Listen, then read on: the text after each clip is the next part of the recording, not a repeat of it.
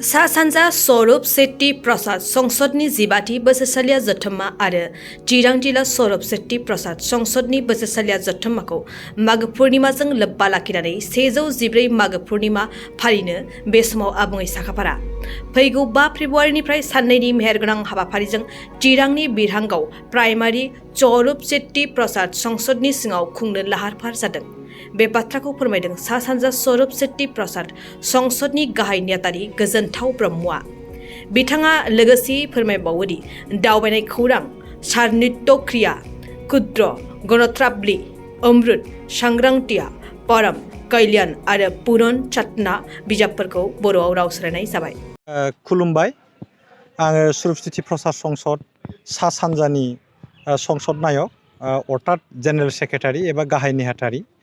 जोंहा गाबोननिफ्राय अर्थात 4 आरो 5 फेब्रुवारियाव दानि चिरां जिल्लानि सिङाव थानाय बिरहांगावआव मोनसे स्वरूप सेट्टी प्रसाद संसद सा सानजानि बोसोरसालिया जथुम्मा जानो थांगासिनो दङ।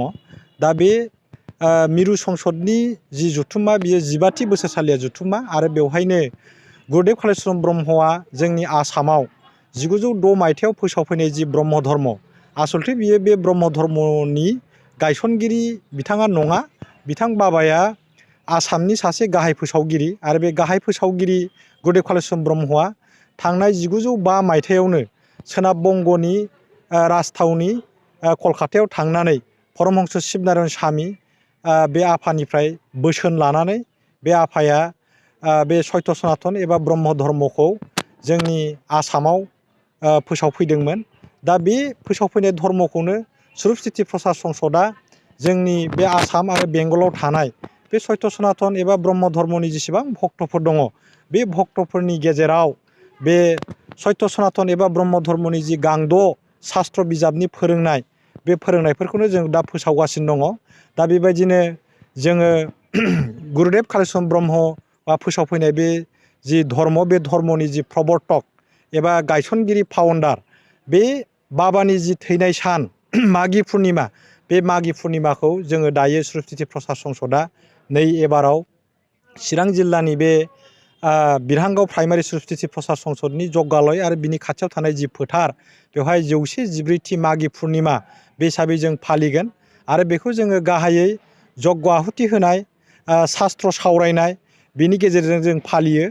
आरो बेवहाय जोङो मोनाबिलियाव जानो गोनां जि भक्त सभा, बे भक्त सभायाव स्वरूप सेट्टी प्रसाद संसद सा सानजाया जोंनि बेवहाय आसामाव फरायसालि फसंनानै सोलोंथाइ होनाय, बे सोलोंथाइ होनायनि बागै जों गुवारै सावरायगोन।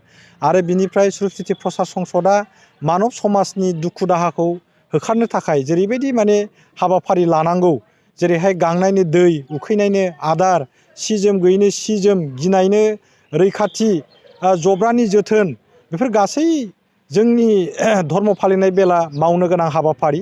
दा बेफोरखौनो जोङो भक्तफोरनि गेजेराव गोथौ आरो गुवारै सावरायलायगोन।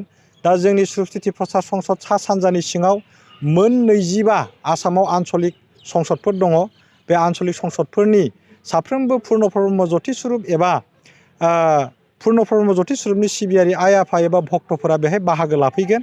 आरो बे बाहागो लाफैनायाव बे मोन 25 आन्चलिक संसदफोरनि गेजेराव बबेथिं सोलोंथाइ बिथिङाव बेसेबां दावगादों, बेसेबां हायदों, समाजाव जोंहा माबायदि गोग्लैसोदों, माबायदि दावगादों, जोंनि गथ' गथायफोरा सोलोंथाइयाव माबायदि सुजुग सुबिदा मोनदों, बा बिथांमोननि गेजेराव मा मा अभाब अभिजग बा बिदिनो जेंनाफ्रा नुजाथिदों, बेफोरनि बागै जों गोथौ आरो गुवारै सावरायनानै जोंनि स्वरूप सेट्टी प्रसाद संसद सा सानजानिफ्राय जिखिनि हायो जोंनि लेभेलाव थानानै जों बेफोर गासै जेंनाफोरखौ सुस्रांनायनि बागै नैबे गाबोन आरो समफोर 4 आरो 5 फेब्रुवारियाव जानो गोनां जि माने स्वरूप सेट्टी प्रसाद संसदनि 15थि बोसोरसालिया जथुम्मा, जों बेवहाय सावरायगोन। दा बेखायनो बे हाबाफारियाव जिहेथु बे सत्य सनातन धर्मआव खुनु हारि राव धोरोम सायख'नाय गैया, बे हिसाबै मुलुगनि साफ्रोमबो जाय बिथांमोनहा जाय बेक्तिफोरा माने इसोरा सोर, बियो बहा थायो, बियो मा मावोबा खुसि जायो, जोंहा मानसि हिसाबै मा मावनांगौ दं, बेफोरनि बागै मिथिनो थाखाय बा सोरबा बेक्तिया जुदि मिथिनो लुबैयोब्ला बेवहाय फैनानै बाहागो लाफैनो हागोन। जायगाया जोंनि दानि बे चिरां जिल्लानि बै बेंटल गेट सापागुरिनि एसे सोनाबजों आधा किल'मिटारसो थांनानै साहा ओरै 5 किल'मिटार थांबानो बे जि जुथुमा जागोन बे थावनिखौ बेहाय मोनहैगोन। दा बेखायनो आङो खुनु राव धर्म बासियालासे साफ्रोमबो जोंनि सोरगिदिं थानाय जेसेबां माने रायजो राजा आइ आफामोन दङ बिथांमोनखौ माने बेहाय फैनानै बाहागो लाफैनो थाखाय आङो नोंथांमोननि चेनेलनि गेजेरजों खावलायहरदों। गाबोननि हाबाफारियाव गाबोन जोंहा मोनाबिलियाव जायगानिनो सासे MCLA बिथां फानिराम ब्रह्म, बे बिथाङा बेवहाय जोंनि जि भक्त मेलाव माने बै माबाखौ मेन पेन्डेलखौ बिथाङा बेखेवगोन आरो बिनिफ्राय भक्त सभाखौ जोंनि आसामनि बारग' मन्त्रि चन्दन ब्रह्म, मानगोनां चन्दन ब्रह्म बिथाङा बेहाय फैनानै भक्त सभाखौ बेखेवफैगोन आरो बिनिफ्राय 5 अक्ट'खालि जोंनि बे सुरुप सिति प्रसाद संसदनि 15थि बोसोरसालिया जुथुम्मानि गेवलां मेलाव गाहाय आलासि महरै बाहागो लाफैनो गोनां आथिखालनि BTRनि मानगोनां शिब प्रमद बर' बिथाङा फैनो गोनां मोनब्लाबो बिथाङा गुबुन गुबुन जायगायाव गोबां हाबाफारि थानायलाय बिथाङा गाबोननो मोनाबिलिनि जि भक्त सभा बे भक्त सभायावनो फैनानै बाहागो लाफैगोन।